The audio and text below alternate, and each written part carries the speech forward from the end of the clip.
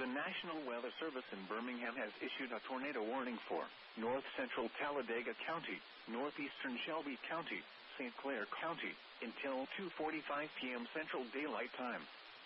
At 1:45 p.m. Central Daylight Time, a confirmed large and extremely dangerous tornado was located over Mount Laurel, or near Chelsea, moving northeast at 45 miles per hour. This is a particularly dangerous situation. Take cover now. Hazard, damaging tornado. Source, radar confirmed tornado.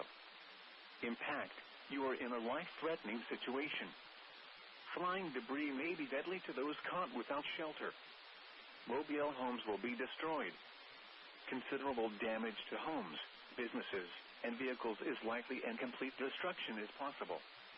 Locations impacted include Pell City, Leeds, Moody, Rainbow City, Springville, Odenville, Lincoln, Margaret, Argo, Asheville, Riverside, Ragland, Steele, Bald Rock, Vandiver, Branchville, Logan Martin Lake, Honda Manufacturing of Alabama, Coosa Island, and Neely Henry Lake. To repeat, a large, extremely dangerous, and potentially deadly tornado is on the ground.